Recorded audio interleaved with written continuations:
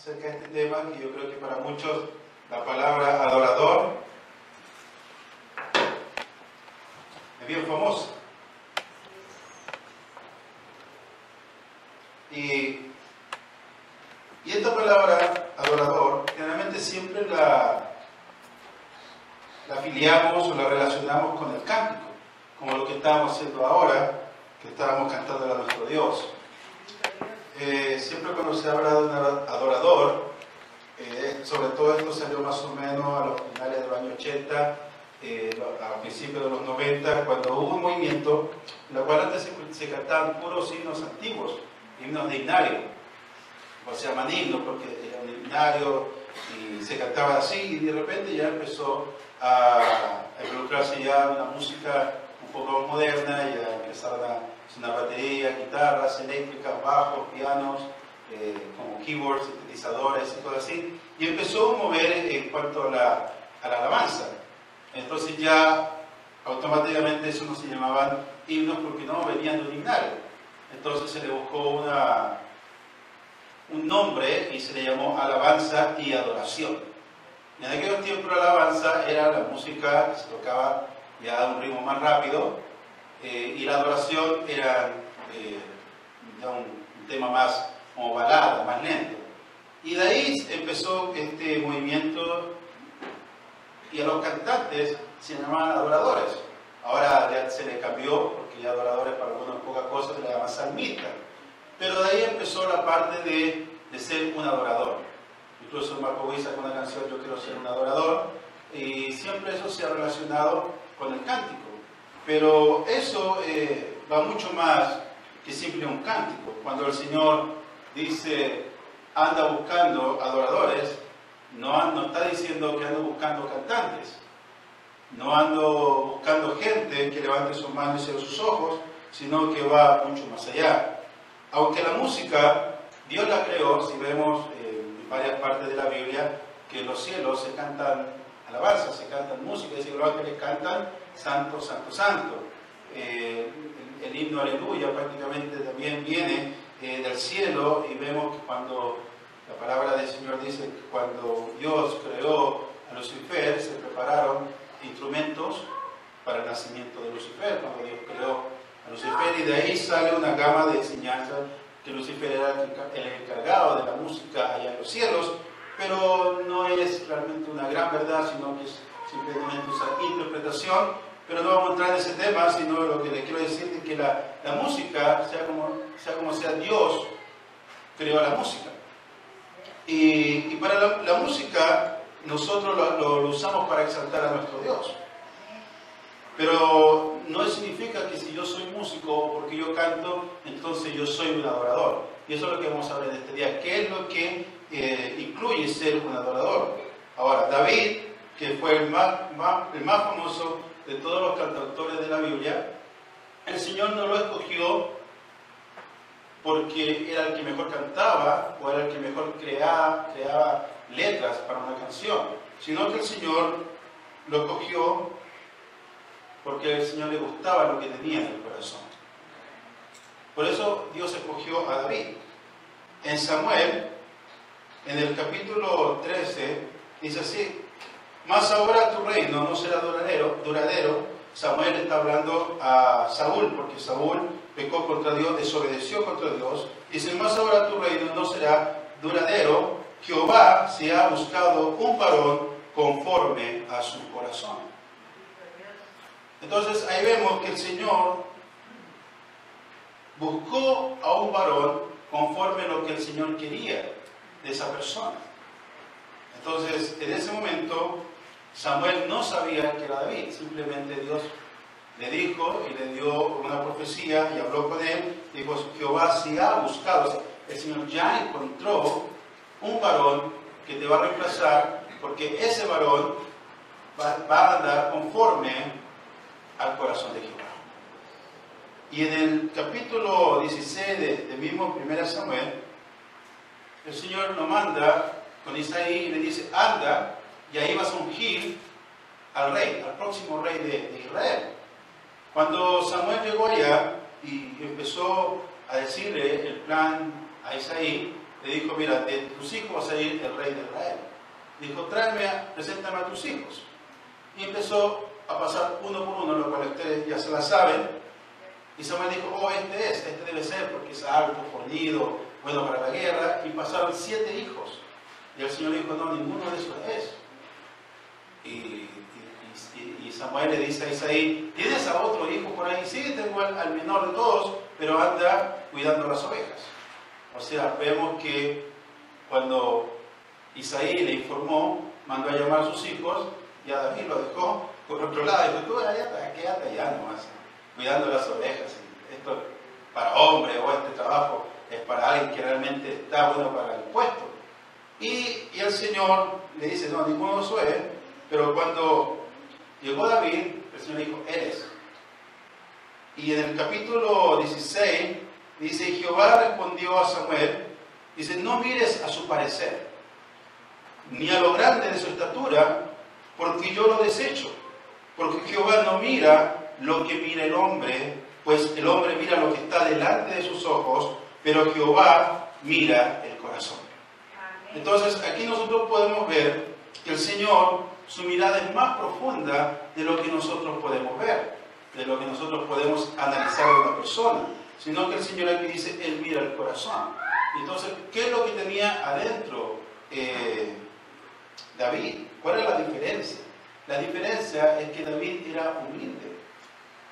David era entregado a Dios en el sentido de que David reconocía quién era Dios. Si ustedes se pueden leer los Salmos, que yo se los recomiendo, un libro muy bonito, los Salmos, los 150 Salmos, y ahí David habla de la grandeza de Dios. No habla de su grandeza.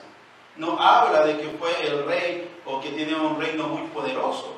Él no habla de eso, sino que siempre habla de la grandeza de Dios. Dice que cuando él estaba en momentos angustiosos, en momentos difíciles, la cual muchas veces nosotros nos encontramos, él dice, pero yo confío en Jehová, y Jehová me libró. Y estaba hablando de un pasado, de un presente y de un futuro, en un mismo salmo. Entonces vemos que eso le agradaba a Dios, el corazón humilde. Vemos que cuando Saúl, el Señor lo desechó, dice que cuando el Espíritu de Dios fue sacado del medio de Saúl, ¿qué creen que hizo Saúl? ¿Se volvió a Jehová y oró? No hizo nada de eso. Sino dice que cuando fue salido el Espíritu de Dios, de su presencia, de la presencia de Saúl, dice que vino un espíritu a atormentarlo. ¿Y qué es lo que hizo Saúl? ¿Oró al Señor? ¿Pidió perdón al Señor? No. Él tuvo que llamar a David y decía, ya, tú David ven y toca.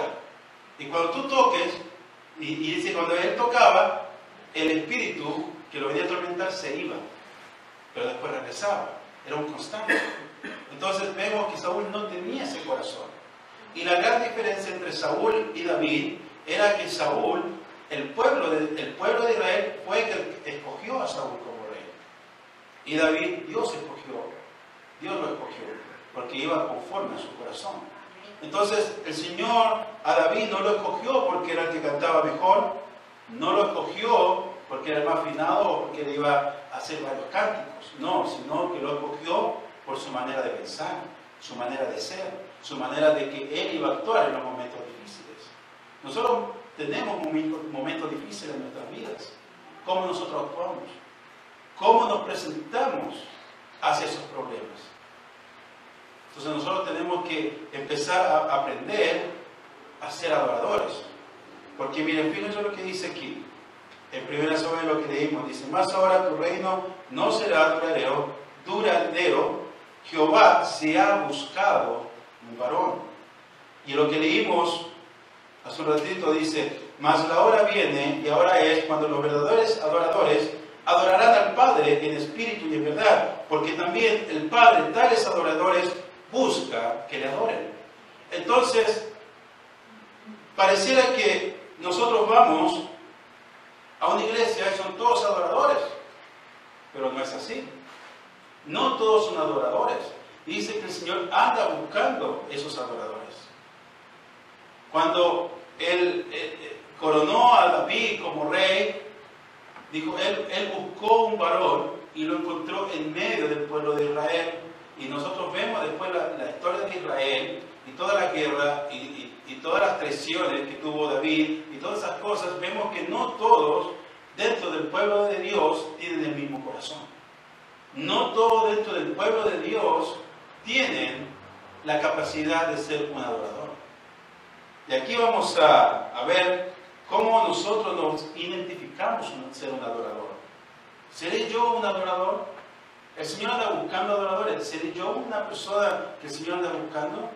Entonces, eso es lo que nosotros vamos a ver. Entonces, lo que primeramente tenemos que descartar es de que cuando uno entra a una iglesia y ve a alguien con las manos arriba, cantando y alabando, oh, mire, hay un verdadero adorador. No, nosotros no sabemos eso. Entonces, eso nosotros tenemos que tratar de descartarlo, esa manera de pensar, oh, yo canto al Señor y yo siento al Señor, entonces yo soy un adorador. No, eso simplemente es una parte pequeña de lo que es ser un adorador. Nosotros tenemos que pensar e ir siempre más profundo, e indagar y buscar, escudriñar las Escrituras, qué es lo que realmente el Señor quiere de nosotros en particular. En estos tiempos es bien fácil servir al Señor de una manera bien liviana.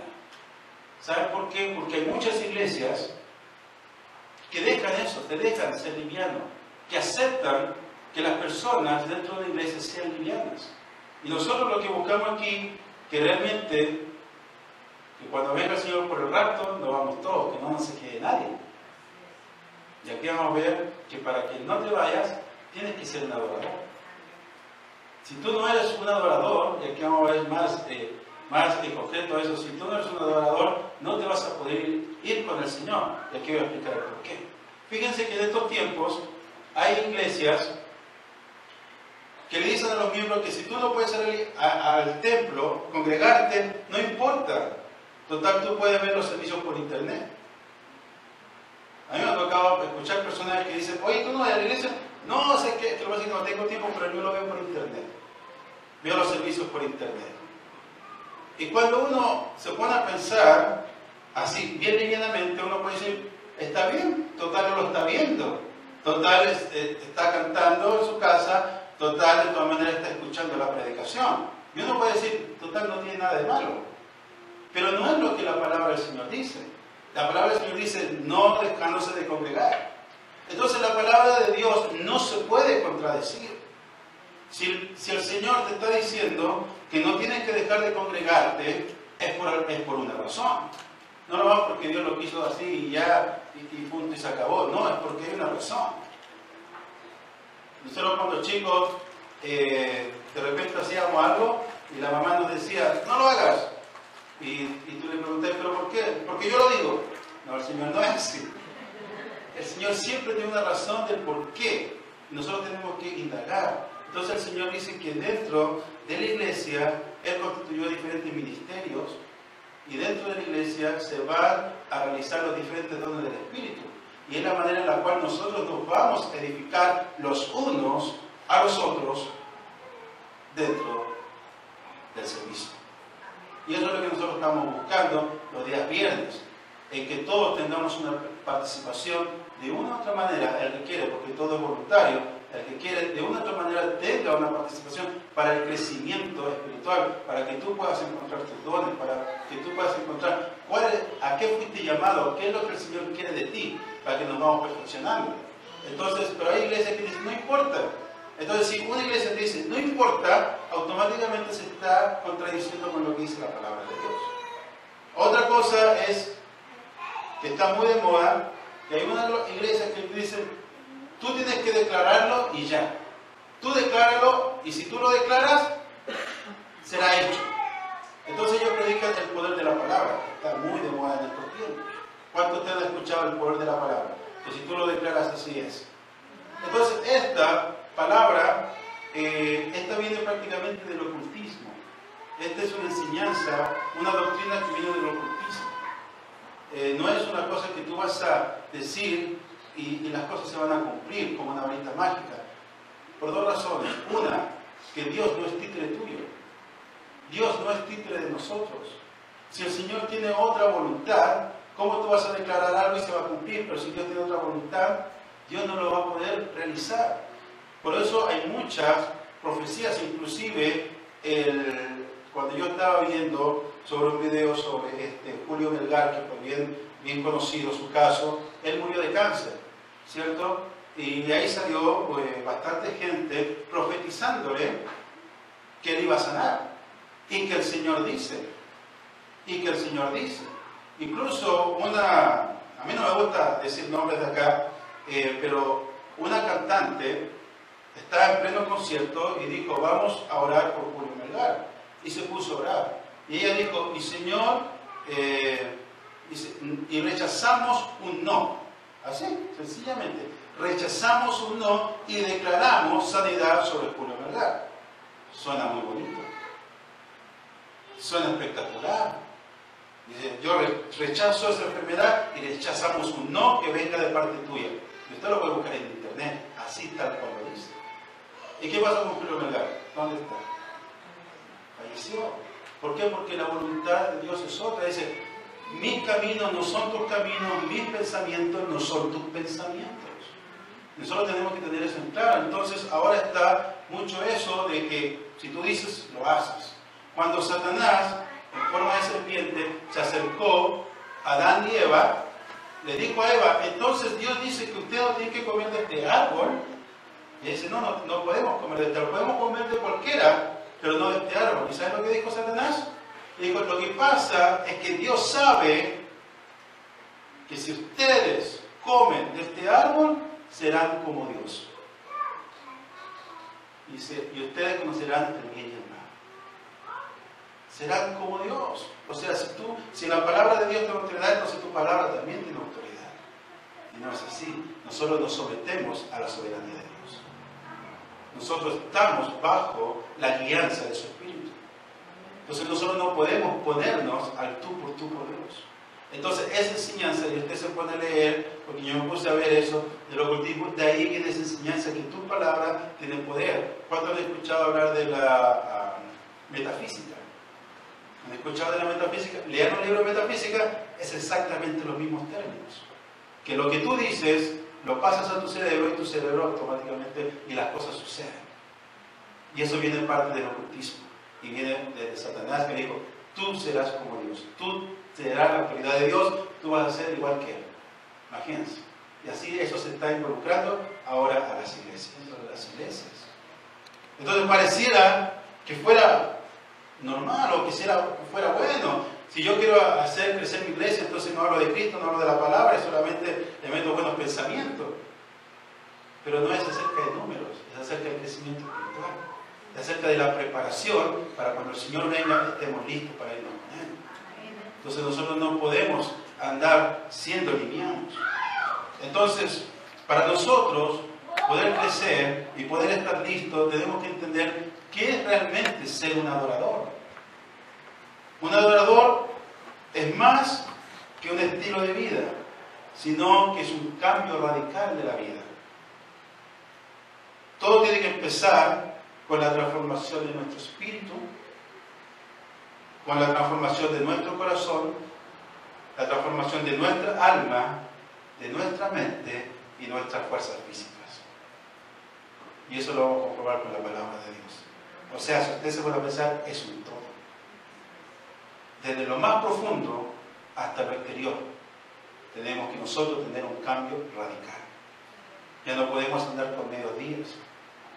Jesús le dice a Nicodemo que para entrar al reino de los cielos tiene que nacer en el Espíritu.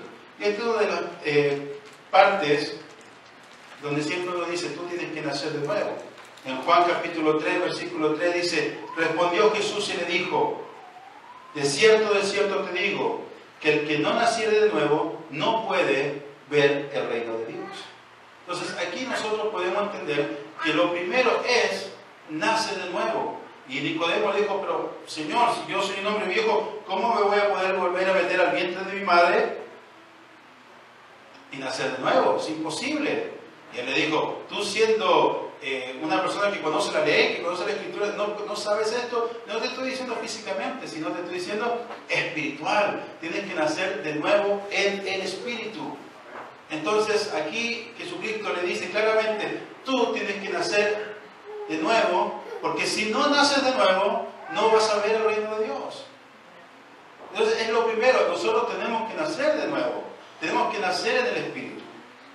Lo segundo, Romanos capítulo 12, versículo 2, le dice Pablo a los romanos, no os conforméis a este siglo, no se conformen a este mundo, dice, sino transfórmense por medio de la renovación de vuestro entendimiento, para que comprobéis cuál sea la buena voluntad de Dios. Tenemos que transformar nuestro pensamiento, tenemos que transformar nuestra mentalidad. ¿Cómo tú estás siguiendo el Evangelio? ¿Tú crees que solamente por venir a un servicio o dos servicios a la iglesia ya te ganaste el cielo? Porque déjame decirte que si lo crees así, no es así. Jesús le dice en Marcos capítulo 12, 30, dice, le preguntaron, Señor, pero ¿cuál es lo que nosotros tenemos que seguir? ¿Qué es lo que tenemos que hacer? Y Jesús, el Hijo de Dios, dice, y amarás al Señor tu Dios, fíjate, con todo tu corazón y con toda tu alma y con toda tu mente y con todas tus fuerzas. Este es el principal mandamiento. Es lo que tú tienes que llegar a hacer. Imagínate, tienes que cambiar tu corazón, tu alma, tu mente y tus fuerzas físicas. Todo tienes que dárselo al Señor. Y Pablo le dice a los corintios, ¿o ignoráis que vuestro cuerpo es templo del Espíritu Santo, el cual está en vosotros, el cual tenéis de Dios? Y lo más importante que dice, y que no sois vuestro. Entonces aquí el apóstol Pablo está simplificando lo que nosotros tenemos que ser. Nosotros somos un templo. Ahora mírate tu cuerpo. ¿Cómo lo cuidas? ¿Lo cuidas? ¿Me dijo amén?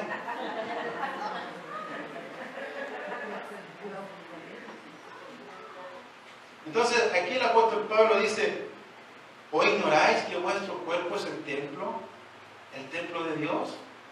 Y parece que muchos lo ignoraban hasta este momento. Y si alguien no lo ignoraba, a lo mejor lo sabía del año para afuera. Entonces tú tienes que preocuparte, ¿qué es lo que entra? ¿Qué es lo que sale? Y también lo que entra en comida. Tenemos que cuidar este cuerpo. Porque el apóstol Pablo dice, el cual tenéis de Dios y que no sois vuestros. O sea, el templo que tú tienes, el cuerpo que tú tienes, no es tuyo, ya es de Dios. Pero ¿cuántos de nosotros tratamos a nuestro cuerpo como si fuera nuestro? ¿Cuántos de ustedes dicen, toma, yo hago lo que quiero? Nadie dijo amén.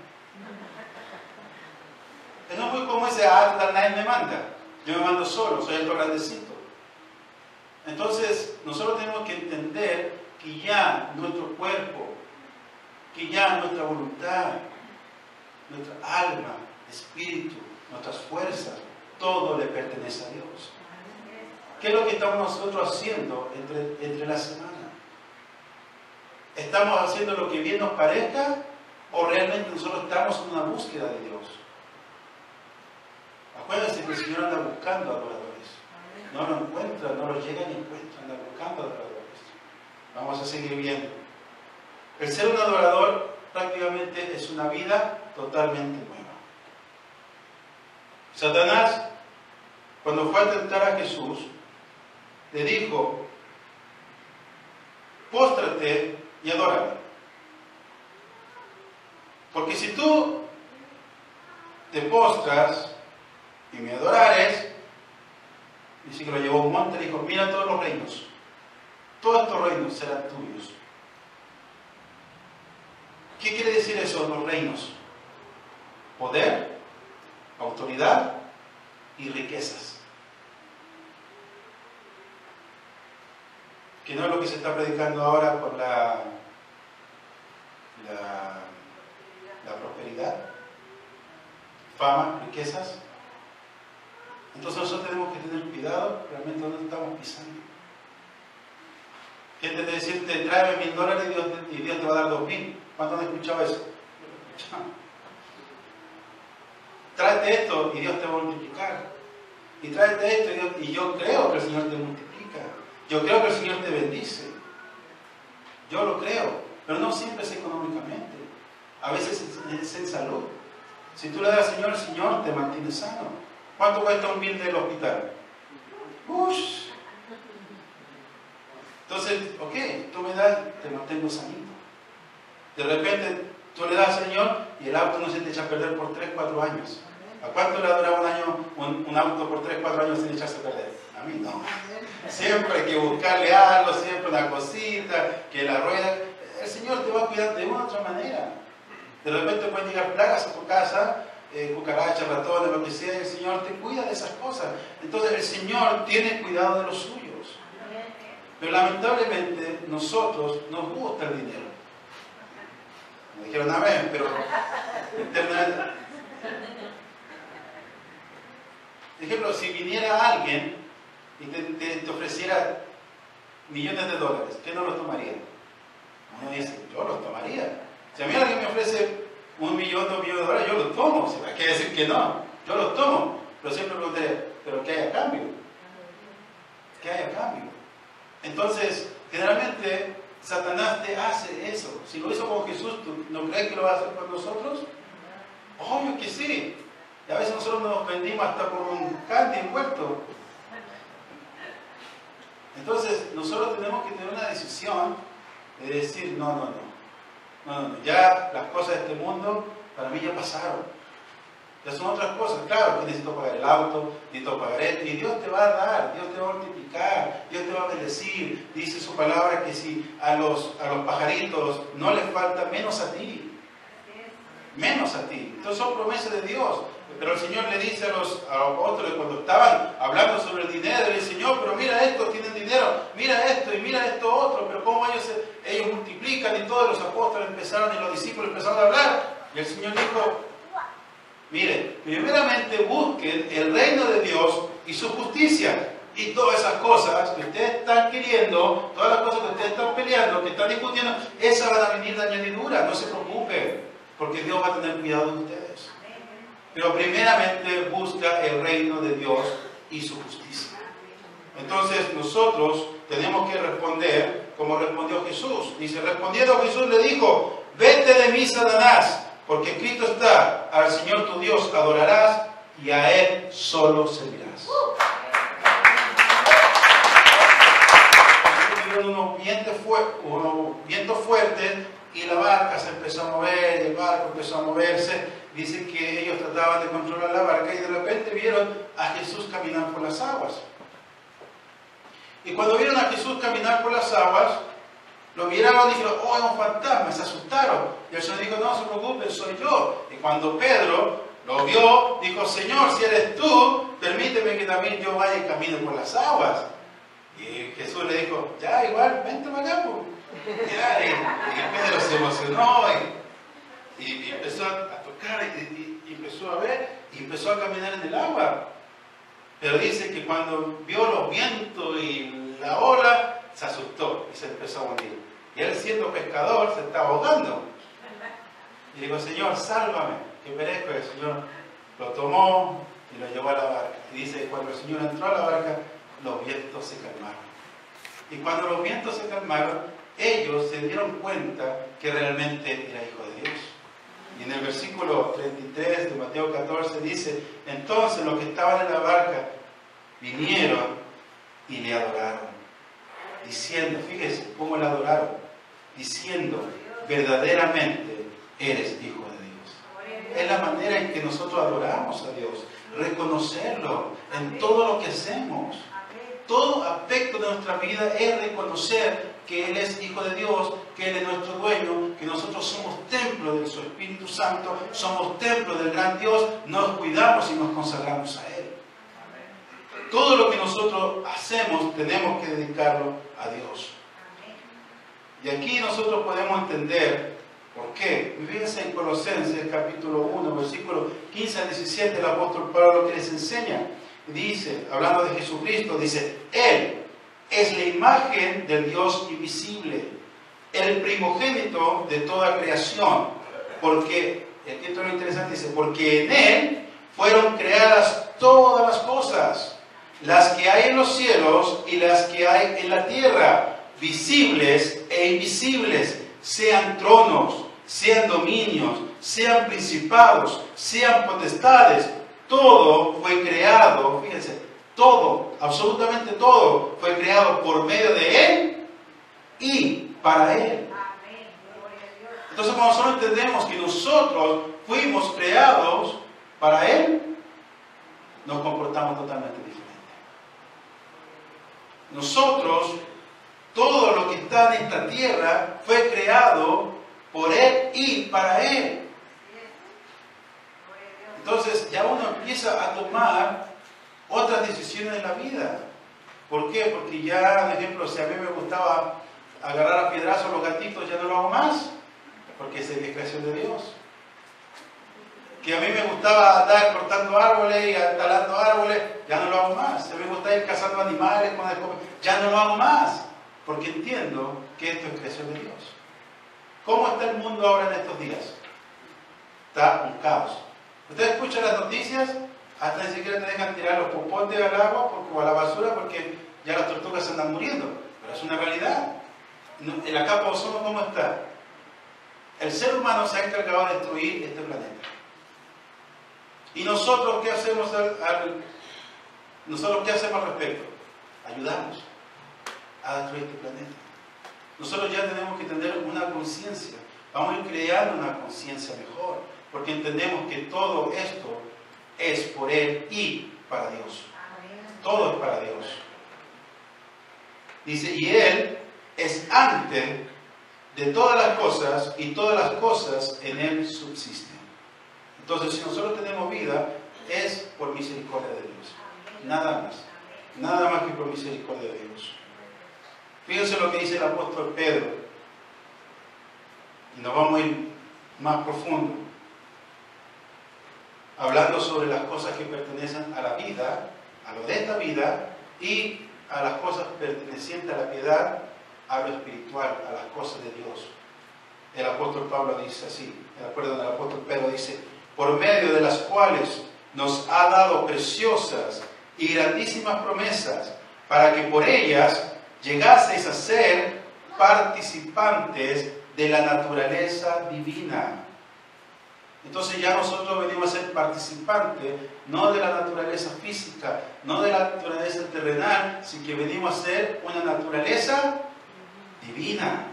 Ahora, tú eres naturaleza física, porque siempre lo vamos a hacer hasta que partamos de este mundo. Vamos a ser naturaleza física. ¿Qué significa naturaleza física? ¿Por qué tú respiras? Lo haces nato. Tú respiras porque si no respiras te mueres, te ahogas. Oye, dice, sí, llegaste ya con Pedro y dice, San Pedro, mira, ¿qué pasó? No, es que se me olvidó respirar. Es algo natural. ¿Por qué tú parpadeas? ¿Quién te dice que tienes que parpadear? ¿Quién te enseñó a parpadear? Nadie te enseñó a parpadear. Entonces, nosotros tenemos una naturaleza física. Y el apóstol Pedro está hablando que nosotros, ya al ser hijos de Dios, al entender lo que es en esta vida, a entender lo que pertenece a las cosas espirituales, entonces ya nosotros automáticamente pasamos a una naturaleza divina. A ti nadie te tiene que decir, hermano, tienes que orar. Tú oras porque te nace orar, porque tienes una necesidad de Dios. Déjame decirte que si tú no tienes una necesidad de orar, entonces hay algo que está desconectado. Es automático. Cuando tú tienes hambre, ¿qué haces? Comes. Cuando tú tienes hambre espiritual, ¿qué es lo que haces? ¿Me voy a dar un paseo porque para distraerme? Comes. Entonces, es como que pareciera que nosotros nos tuviera que obligar. Decir, hermano, usted tiene que leer la palabra. Oh, y otra vez con la misma canción. Hermano, usted tiene que orar. Ay, pero es que me da una flojera. Déjame decirte que si tú actúas y piensas de esa manera, no estás actuando con la naturaleza divina. Y fíjense lo que dice el apóstol Pedro después de eso. Dice, llegáis a ser participantes de la naturaleza divina, habiendo huido de la corrupción que hay en el mundo a causa de la concupiscencia. La concupiscencia son las ganas de pecar, son las ganas de hacer el mal. Esas son las concupiscencias. Entonces dice, tú ya entraste a la naturaleza divina porque ya ya huiste de lo que corroa este mundo, de sus concupiscencias. Pero a veces nosotros le hacemos más caso a nuestras concupiscencias de lo que nuestros ojos quieren ver, de lo que nuestras bocas quieren hablar, de lo que nuestros oídos quieren escuchar, y estamos atrapados en este mundo. Entonces, al estar atrapados en este mundo, automáticamente ya no somos participantes de la naturaleza divina. Y si nosotros no somos participantes de la naturaleza divina, tú no eres un adorador. Entonces, fíjense lo que dice, y vamos a ver lo que dice Pablo en Efesios, en la carta de Efesios. Fíjense lo que dicen las mujeres. La mujer que se sujete a su marido.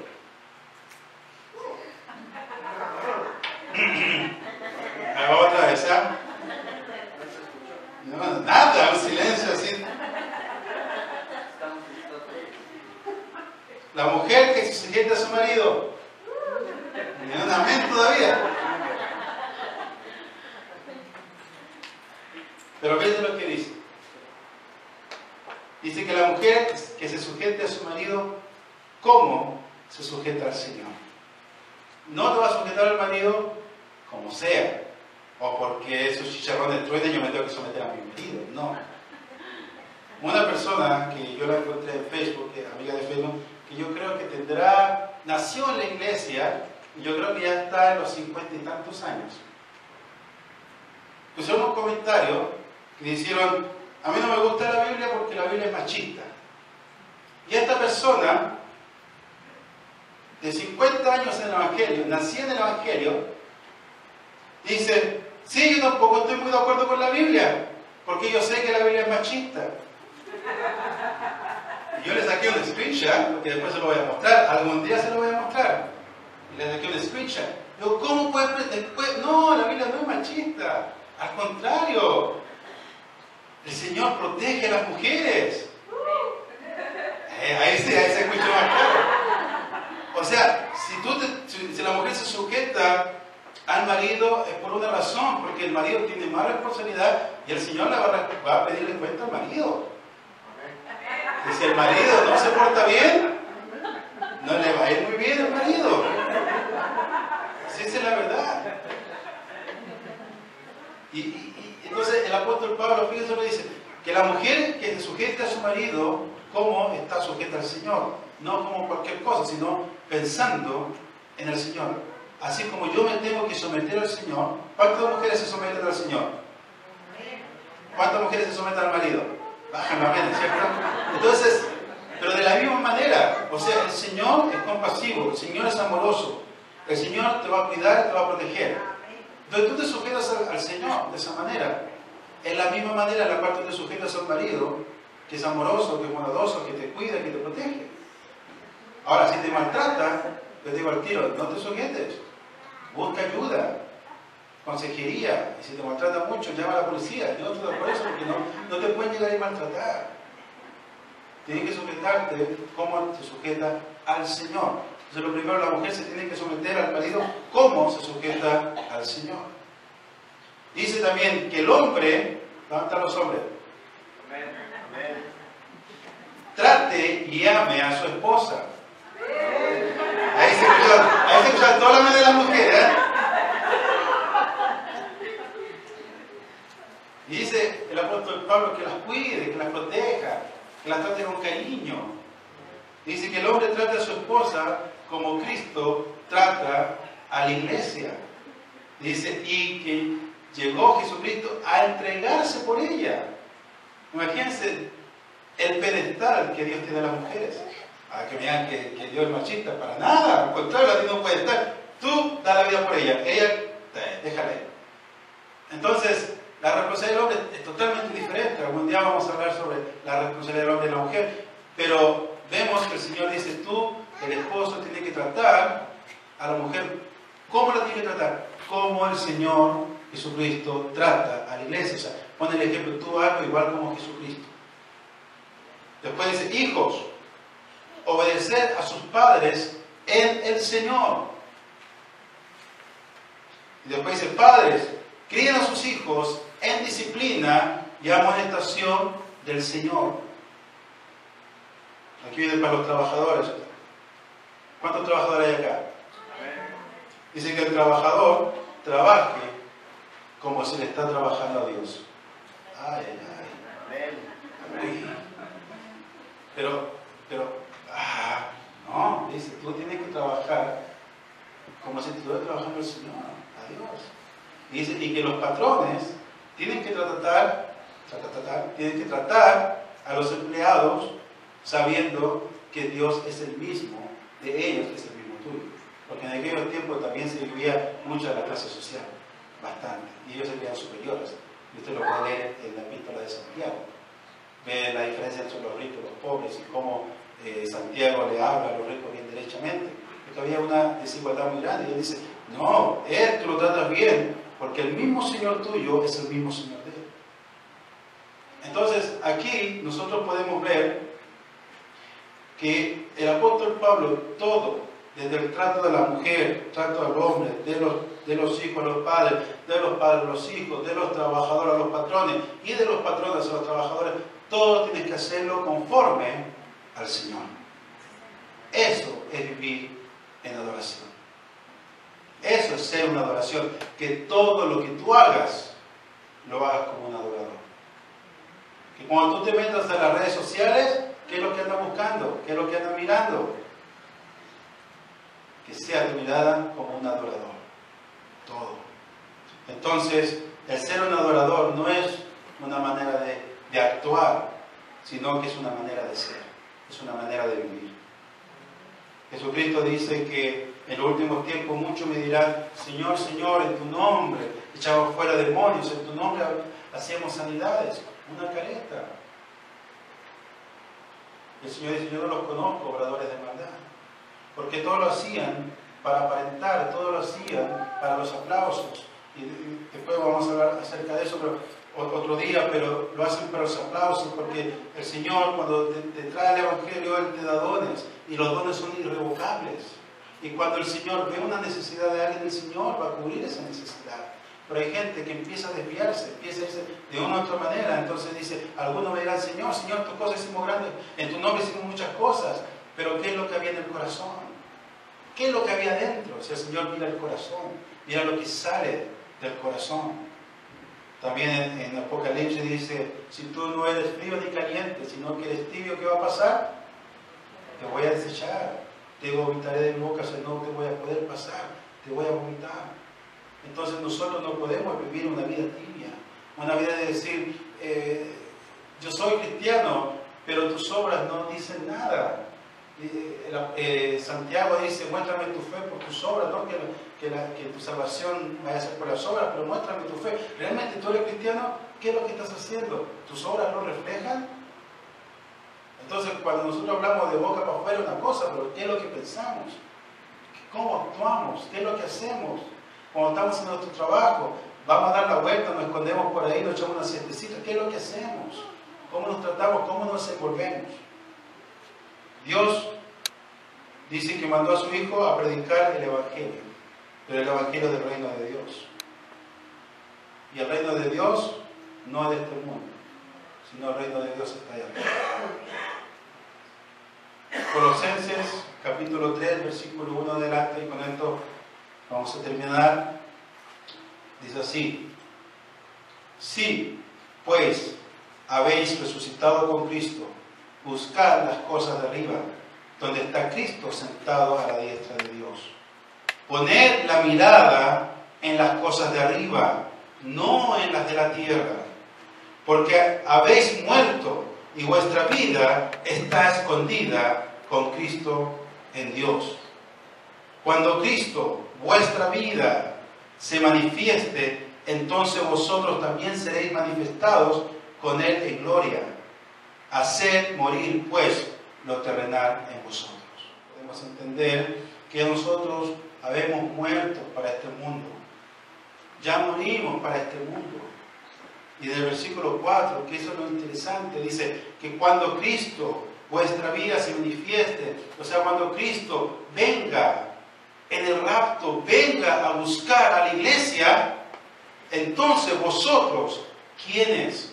Los que murieron para este mundo, los verdaderos adoradores, los que realmente entendieron lo que es el Evangelio, no los que andan con una chapa, no los que andan nomás diciendo de fuera o haciendo una pantalla de cristianismo, sino los que realmente entendieron que es ser un cristiano, los que realmente entendieron lo que es un adorador, los que realmente comprendieron que el Evangelio es mucho más de lo que yo quiero, de lo que yo deseo, sino es lo que el Señor quiere que yo haga, de lo que el Señor necesita que yo haga, lo que yo realmente me tengo que entregar.